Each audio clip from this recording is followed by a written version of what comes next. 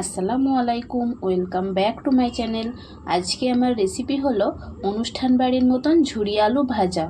বাঙালিদের আলু ভাজা ভীষণই একটি প্রিয় খাবার, আর তা যদি হয় একেবারে অনুষ্ঠান বাড়ির মতো, তাহলে তো আর কোনো কথাই হয় না। বাচ্চারা যেমন আলু ভাজা খেতে পছন্দ করে, তেমনি বড়োদেরও ভীষণ পছন্দের খাবার এই আলু ভাজা। সাথে লাগে লেবু, মুসুর ডাল আর গরম ভাত।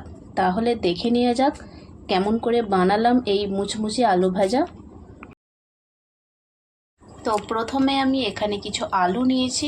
আলুগুলোকে ভালো করে ধুয়ে নিয়ে এইভাবে খোসাগুলো ছাড়িয়ে নিচ্ছি।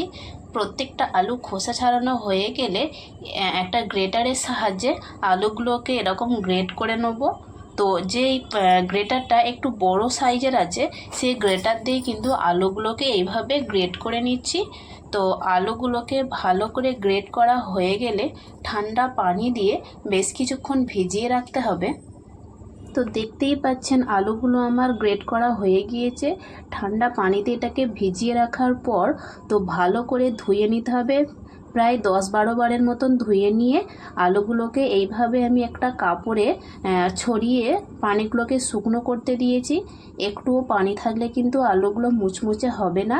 তাই প্রায় আধ ঘন্টার মতন আলুগুলোকে ফ্যানের তলায় একটা কাপড়ে এরকম ছড়িয়ে দিয়েছি। এরপর একটা কড়াইয়ে তেল চাপিয়ে দিয়েছি।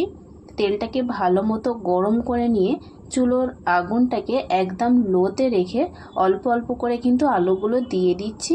একেবারে অনেক আলু দেব না, একসঙ্গে আলু দিলে কিন্তু বেশি মুচমুচে হবে না। তাই অল্প অল্প করে আলুগুলোকে ভেজে নিতে হবে।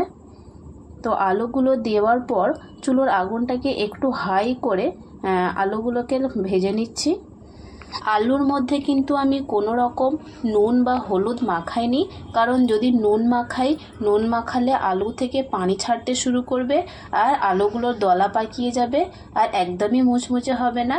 তাই কোনো রকম নুন আর হলুদ ছাড়াই কিন্তু আলুগুলোকে ফ্রাই করতে হবে। তো আলুগুলো ফ্রাই হয়ে গেছে কিভাবে বুঝবেন সেটা বলে দিচ্ছি। যখন আলুগুলো তেলের উপর ভাসতে শুরু করবে তখনই বুঝবেন যে আলুগুলো ভাজা হয়ে গিয়েছে। একটা ছাঁকনির মাধ্যমে আমি আলুগুলো তুলে নিচ্ছি। তো আলু ভেজে যেই তেল অবশিষ্ট আছে সেই তেলের মধ্যে আমি কিছু বাদাম ভেজে নিচ্ছি। বাদাম ভাজা হয়ে গেলে আমি কিছু কারি পাতা আর শুকনো লঙ্কা ভেজে নিচ্ছি।